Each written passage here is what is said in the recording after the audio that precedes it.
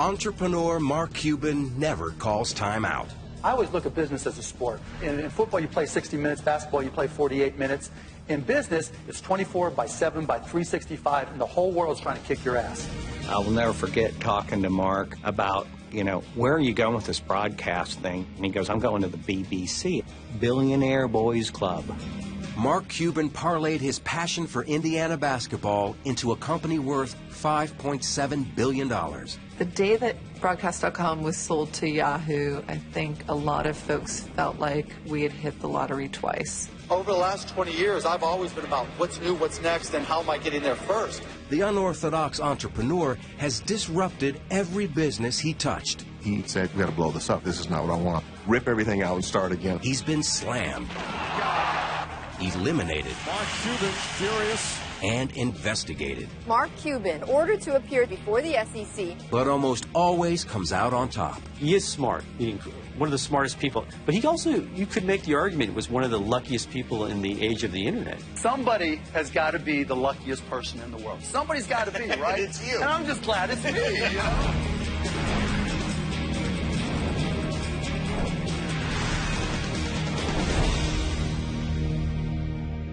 Appears that they are for sale on a game-by-game basis, but I can't figure out how to buy them. Mark Cuban got in at the beginning of the internet boom, and it served him well. His gold mine was called Broadcast.com, one of the first internet sites to stream events live. Everything from Victoria's Secret models to countless sporting events. gets the slot, hits the post. We were the first ones to scale internet broadcasting, to take 500 radio stations and broadcast them on the internet, 100 television stations, earnings calls, product launches, college football games, deals with the NHL, Major League Baseball. We had really become a broadcast network on the internet. The fiercely independent entrepreneur has blazed a trail into TV, movies, NBA ownership, and he even stars on a TV show, though he declined to participate in this one. Mark has been an entrepreneur from the moment the word was invented, before it meant drug dealer. Mark Cuban was born in Pittsburgh, Pennsylvania, and grew up in a suburb called Mount Lebanon. From the get-go, Cuban was a moneymaker, selling trash bags, newspapers, and even postage stamps. I started a stamp company. I started with a quarter and bought a stamp and left with $50, thinking, hey, if I could do this, I could do anything.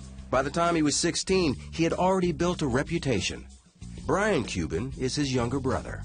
I remember Mark being given $5,000 by one of our neighbors to go buy stamps in New York with my father. He was always the entrepreneur at stamp shows. But that just shows you, at that age, what people thought of his ability to make money. That skill only grew at Indiana University. The tireless business major taught disco, started a chain letter, and decided to run a bar if he could come up with $15,000. Evan Williams was an engineer at General Motors who played on the school rugby club with Mark Cuban. He was at my house one day. He was calling banks to try to get a loan so he could buy this bar. So on my way out, I said, hey, Mark, if you have any problems getting that loan, just give me a call. 2 days later, he goes, hey, Ev. So I ended up, late 1979, loaning Mark $15,000 so he could buy a bar in Bloomington. Cuban awarded Williams stock certificate #1, and within months, opened his bar, Motley's. Wayne Winston teaches graduate statistics at Indiana University. In my over 35 years of teaching, I've never had a student really start a business while they were an undergrad or an MBA here on campus, and he started Motley's, which became by far, I think, the best bar in town. The business model he used in Motley's is very close to the same business models he used in his next 2 or 3 businesses. He always would have 51% of it, even though he didn't put up any of his own money, but no one really complained because he was the one that built up the business. Until it came crashing down after a wet T-shirt contest. It's pretty common knowledge around town. An underage girl won a wet T-shirt contest, and so I think that hurt the future of the bar, let's put it that way. Cuban graduated and soon landed in Dallas. Within a year, the born entrepreneur launched Micro Solutions, providing software, hardware, and training to businesses at the dawn of the PC revolution. It was a family affair. Mark goes, you come work for me. So I said, fine. So my first day at work, I'm a big lawyer. I show up in my suit and tie.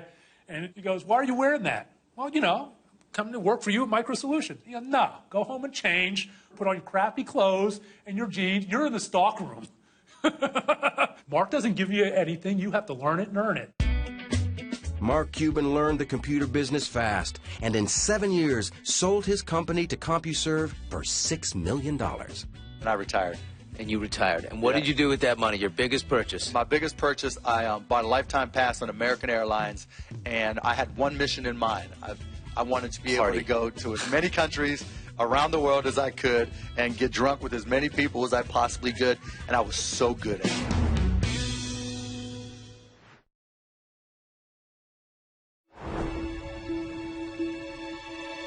In 1995, Mark Cuban came out of early retirement to reinvent radio. According to Cuban, college friend Todd Wagner brought him the concept. It's a story the Hoosiers basketball fan has told often, as in this interview on 60 Minutes.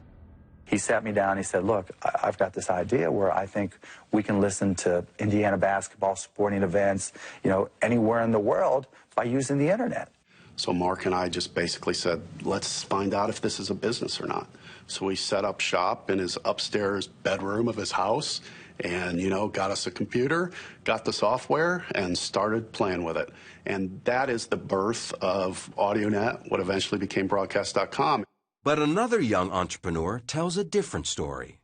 Chris Jabe says he was also a founder of the company. When I was pretty young, I was a Minnesota Twins fan. I moved to Texas. So as a displaced fan, I was always trying to figure out how to get access to those games that I couldn't see on regular TV. When the internet came along, it's like it was a slam dunk, because now it was just a matter of acquiring broadcast rights. He took his plan to investors. One of them was Cuban. I probably had this pitch that I'd given to maybe 150 people over the previous year and a half to 2 years. And so I'm getting into my pitch. It's usually about a 20-minute pitch, and within 3 minutes he goes, I'm in. I'll do it. Jabe asked for $1 million and said that Cuban wrote a check for $10,000, and months later tried to cut him out completely. Mark said, Chris, I really don't need you. You really don't have that much to add. I can pretty much do or get people to do what you're doing. So I was a little bummed, to say the least. And I really give Todd a lot of credit. When he came to me and said, we can work a deal with, for $2,500 a month and 10% of the company, in the way he described it and the way he showed me the paperwork, I knew it was real. And it really made me feel really good, actually, even though it was hard to take 10% of a company that I developed 100% from scratch. Cuban became the driving force of AudioNet. Mark overall really wanted to see it as his company. He had made it, gone from really an idea to reality. He never really wanted to acknowledge me as a founder. But co-founder Todd Wagner does acknowledge Jabe's participation. He was there for a very brief period of time, and then he went on to the next thing. He owned a slug of equity and did just fine. AudioNet did better than just fine. Never before in the history of the world can you come in and listen to almost any team from anywhere in the world. A little PC and a connection to the net, and you might as well be sitting in Bloomington, Indiana. You go back in there, and all they did was have all these servers with all these different sporting events going on and people trying to keep the servers up. You're like, what is going on in here? They're planning a nuclear strike. And, but it was controlled chaos in there, keeping all those servers up and all the game streaming. It was pretty cool. Cuban and Wagner changed the name from AudioNet to Broadcast.com in 1998 and positioned the company to go public. The internet boom was in full swing, and on July 17th, the stock hit the market, priced at $18 a share. The first trade pops up, and it was, $63 or whatever it was. I mean, it was just through the roof. Nada Usina led the sports properties and marketing departments at the company. I recall our head of HR popping her head out of a cube like a game of whack-a-mole and saying, we opened at whatever the number was. And everyone looked up and we thought, she missed by a decimal. She must be wrong.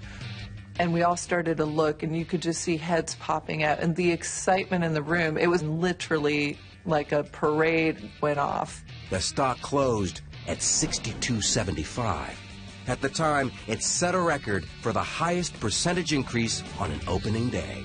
I'm the first to realize that luck plays a huge part in it. I happened to have a company, broadcast.com, that went public at the right time when the internet stock market was going nuts. Cuban wanted to expand their content and was looking for a breakout event.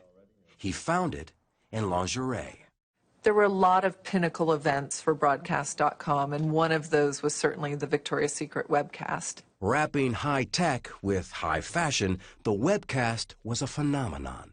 Millions of people tuned in, and it became the largest viewed event ever on the web. We like to position it as the first sold-out event on the internet. It helped to cement us as the go-to place if you wanted to do something multimedia on the internet. Jeff Swaney is an entrepreneur and friend of Cuban's from Dallas. I will never forget talking to Mark about, where are you going with this broadcast thing? And he goes, I'm going to the BBC. Billionaire Boys Club. You're not going to make $1 billion on this thing. I mean, you're going to make $100 million. No, dude. No. BBC, dude. That's what I'm doing. In pursuit of that billion, Cuban and Wagner led the charge straight to the executive offices of Yahoo. I remember Mark and I going into the conference room and basically just saying, look, we're where you guys need to be. So you're either going to have to compete with us or you're going to have to buy us because we are big players in where we think the internet's going to go. Yahoo felt the breath of competition, according to Paul Sappho, a leading technology forecaster.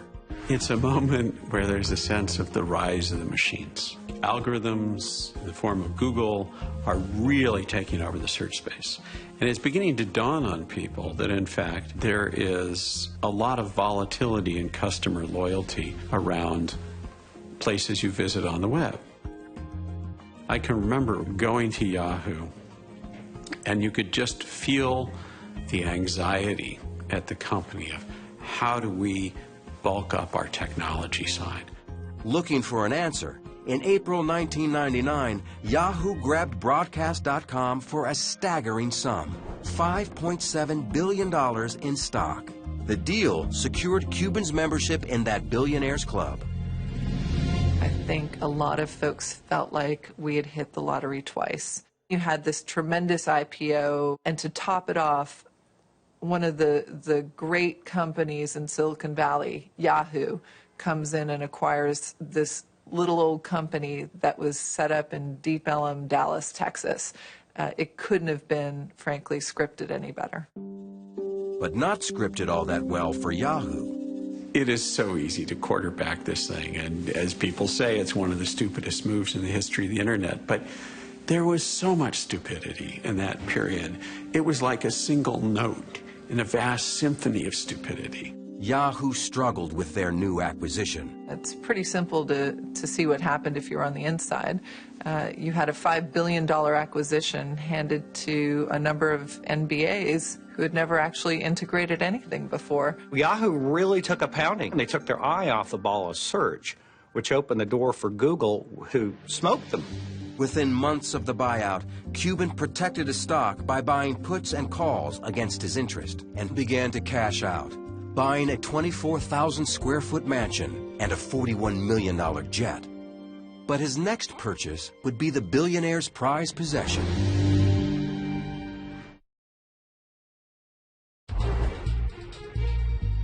In January 2000, sports fanatic Mark Cuban bought majority ownership in the Dallas Mavericks from Ross Perot Jr. It was the crowning purchase for the billionaire with the insatiable desire to win, except that the franchise had one of the worst win-loss records of any team in the NBA. You've got to start giving these guys who have been in damaged programs, let's call them, the thought process that they can win, that they are expected to win. Cuban was going to change everything his way. Turdima Ussery, the buttoned-up CEO of the Dallas Mavericks, recalled his first meeting. I didn't eat the whole day because we're having dinner at his house that night, and I wanted to be a great guest. And I was in suit and tie and, trying to, my Sunday best, as my mom called it. He opened the door up in jeans and no shoes and T-shirt, and we sat on his floor and watched basketball for 4 or 5 hours and ate. I think it was Cocoa Puffs and Doritos is what we had in bottled water. So it was, again, it was just a new reality. That new reality took effect the moment Cuban saw the traditional wood-paneled locker room in the Mavericks' new arena. He said, you've got to blow this up. This is not what I want. I want a loft. I want open ceilings. I want the guys to feel like it's a clubhouse, a place they'd hang out in. We got to get a pool table in here, and we got to get the DVDs, rip everything out, and start again in the clubhouse. The radical new owner booked first-class hotels for road games and would buy a team jet with legroom for 7-footers. All that stuff was new. None of that stuff had been done in the league before. Nor had an owner worn a Mavs Fan for Life t-shirt, or put his email address on the Jumbotron, or broken custom by ditching the skybox for courtside seats and yelling at the referees. No! FBI control at the timeout! FBI control at the timeout! Mark has said plenty that's gotten him in trouble. Scott Soshnick reports on sports business for Bloomberg News. My favorite one is when he said that a referee wasn't qualified to manage a Dairy Queen. But when he said that, Dairy Queen got upset. They wanted Mark to know that their managers are highly trained, highly skilled folks. And so the guy challenged Mark to come down and serve ice cream and to see how difficult it really was. There were probably 6 helicopters hovering above this poor Dairy Queen. There were probably 3,000 people outside, and he was there dishing out ice cream. He's a very, very smart marketing guy, and if he can turn a negative into a positive, he will. But Cuban's courtside criticism was a negative for David Stern, the longtime commissioner of the NBA. I think Mark was very impatient when he first became an owner because he strives for perfection. And he expressed his views in that regard. It wasn't a constructive enterprise to publicly criticize our officials, and it's prohibited by our rules. Those rules resulted in Cuban's first fine of $5,000, followed by fines of $15,000, $25,000, $250,000, $100,000, $10,000, and $100,000 again, all in his first full season as an owner. My job is to stand up for my guys, and if I think something's wrong, I'm going to do something about it. Reporter John Swartz followed Cuban's career for 13 years. That connects with people. You don't see that among many billionaires. They think they have to act a certain way. I don't think he cares. I think he honestly just could give a damn what anyone thinks about him. Cuban's hands-on involvement brought immediate success. Attendance shot up more than 35%. The estimated team value leapt $50 million. And the Mavericks went to the playoffs in 2001 for the first time in over 10 years. Before he owned the Dallas Mavericks, they were the laughingstock of the NBA. They were winning 15 games a year. Once he took over, their winning percentage has got to be one of the best. It's got to be in the top 5.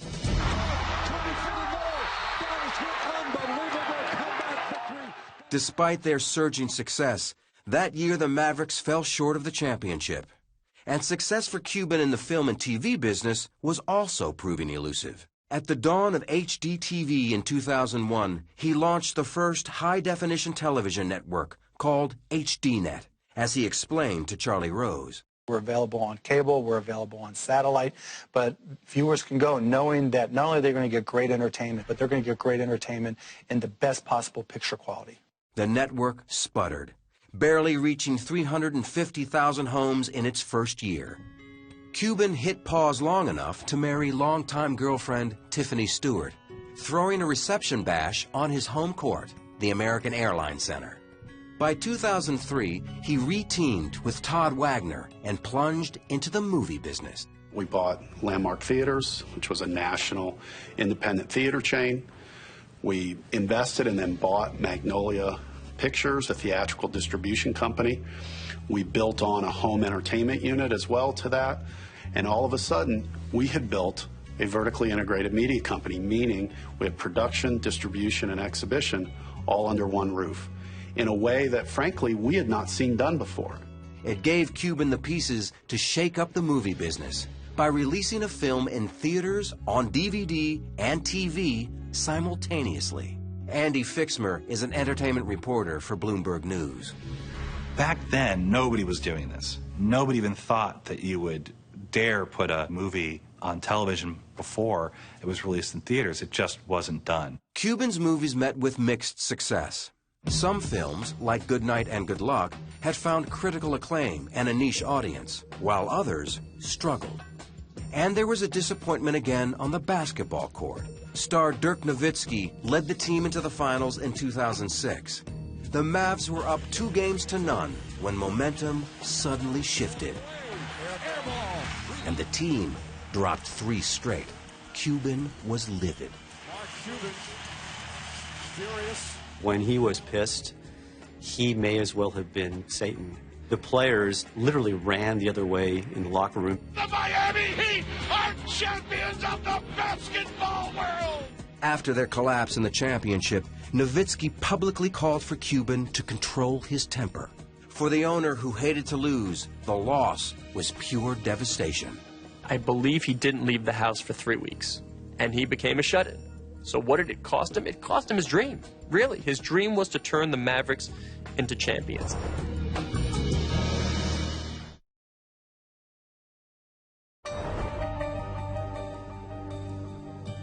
Mark Cuban, the former disco teacher, returned to dancing in 2007 in front of millions.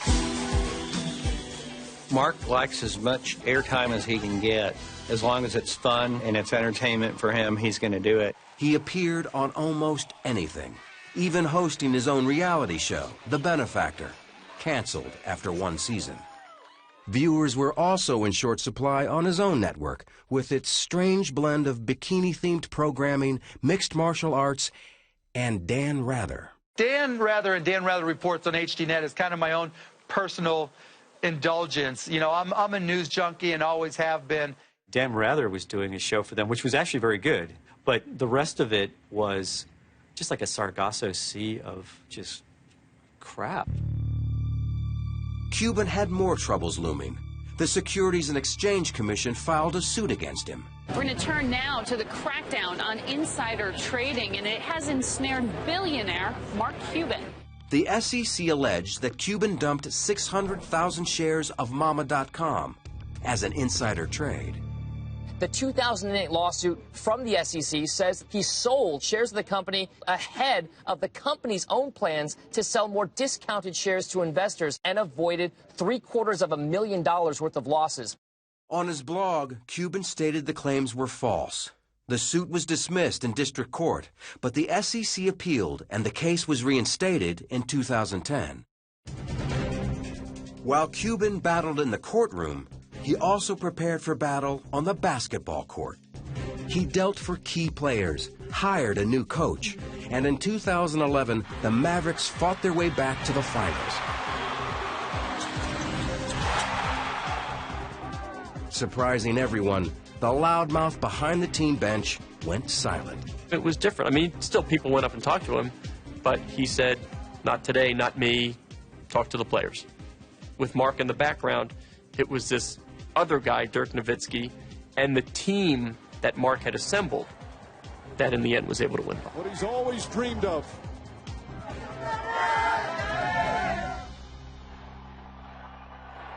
We had the ceremony inside the building, and all of a sudden this chant broke out, "Thank you, Mark. Thank you, Mark. Thank you, Mark." How many times have you heard of a building chanting, "Thank you" to the owner? That's pretty unique. With a championship banner finally in place, Cuban rebranded HDNet, calling it Access TV.